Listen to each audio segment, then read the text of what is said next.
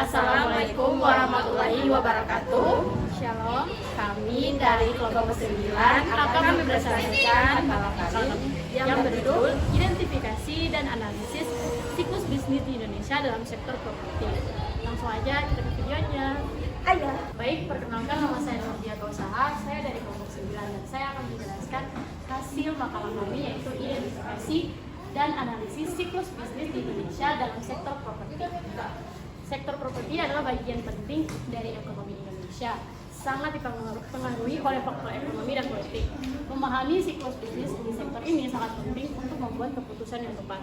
Nah, makalah ini tuh bertujuan untuk mengidentifikasi dan menganalisis siklus bisnis properti di Indonesia, memberikan informasi berharga bagi pelaku bisnis, investor, dan pembuat kebijakan. Jadi kita langsung aja.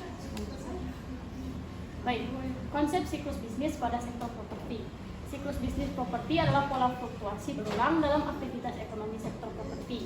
Berbeda dari siklus bisnis umum karena durasinya lebih panjang, dari 7 sampai 10 tahun, dan amplitudonya lebih besar. Hal ini disebabkan oleh sifat properti sebagai aset jangka panjang dan waktu pengembangan yang lama.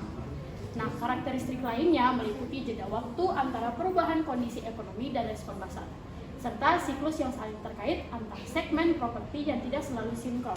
Pemahaman ini penting untuk analisis dan prediksi pasar, membantu investor dan developer membuat keputusan investasi yang lebih baik. Perkenalkan, nama saya Amalia Mokhtar. Di sini saya akan melanjutkan presentasi dari materi sebelumnya. Materi yang saya bawakan yaitu analisis fase-fase siklus properti. Siklus bisnis properti terdiri dari 4 fase utama, yaitu fase pemulihan, ekspansi, hipersupply, dan resesi. Setiap fase memiliki karakteristik unik yang dapat diidentifikasi melalui indikator pasar, membantu pelaku bisnis menyesuaikan strategi. Yang pertama yaitu fase pemulihan. Okupansi stabil, harga sewa mulai stabil, volume transportasi meningkat perlahan, waktu tepat, dan akuisisi properti berkualitas. Yang kedua, fase ekspansi. Okupansi dan harga sewa naik signifikan, volume transaksi drastis, developer meluncurkan proyek baru dengan optimisme tinggi. Yang ketiga, fase hypersupply. Penawaran melebihi permintaan, okupansi menurun, harga sewa stagnan, developer lebih selektif, investor mengurangi ekspor. Yang keempat atau yang terakhir yaitu fase resesi. Okupansi dan harga sewa turun tajam, volume transaksi menurun, fokus pada arus kas, investor mencari peluang akuisisi diskon.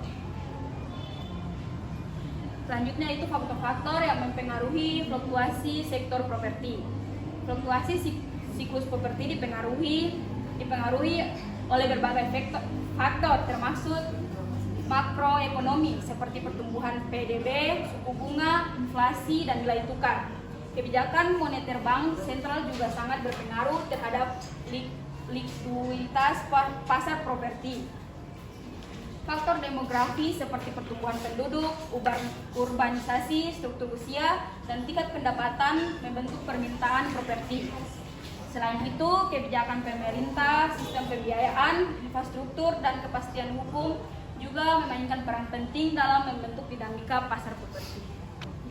Saya Nitika Florasi Tabungan akan melanjutkan presentasi dari materi sebelumnya, yaitu faktor-faktor yang mempengaruhi fluktuasi sektor properti. Yang pertama yaitu faktor makroekonomi.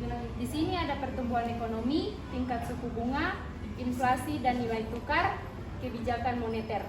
Yang kedua ada faktor demografi. Di sini ada pertumbuhan penduduk, urbanisasi, struktur usia, dan tingkat pendapatan. Yang ketiga ada faktor institusional nasional. Yang pertama kebijakan pemerintah, sistem pembiayaan, infrastruktur, dan sistem hukum. Selanjutnya ada kebijakan pemerintah dalam sektor properti.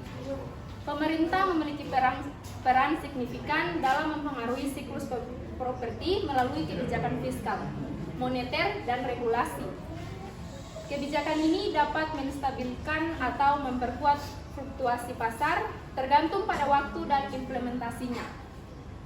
Pajak properti, subsidi KPR, suku bunga dan regulasi zonasi adalah beberapa instrumen yang digunakan. Kebijakan yang tepat waktu dapat menstabilkan pasar, sementara intervensi berlebihan dapat menciptakan distorsi. Pentingnya untuk mempertimbangkan jeda waktu antara implementasi kebijakan dan dampaknya. Yang pertama, kebijakan fiskal. Ada pajak properti, subsidi, belanja infrastruktur.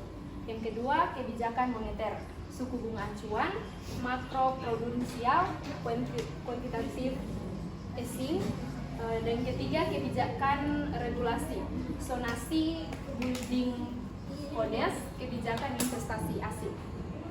Baik, saya Putri Amalia akan melanjutkan materi dari pemateri sebelumnya mengenai rekomendasi strategis bisnis menghadapi fluktuasi. Untuk menghadapi siklus properti berlaku bisnis perlu strategi adaptif. Developer disarankan untuk diversifikasikan portofolio, fleksibilitas jadwal pengembangan, dan manajemen keuangan yang sehat.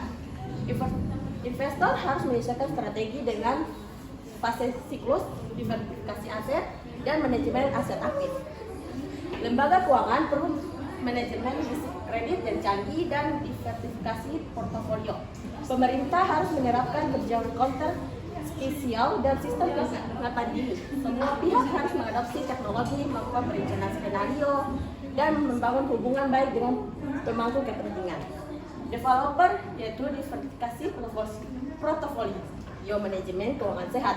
Investor investasi sesuai siklus, diversifikasi aset, dan lembaga keuangan manajemen risiko kredit dan diversifikasi portofolio. Pemerintah yaitu kebijakan counter skisial sistem peringatan dini. Baik, itu saja yang dapat saya sampaikan. Terima kasih. Wassalamualaikum warahmatullahi wabarakatuh.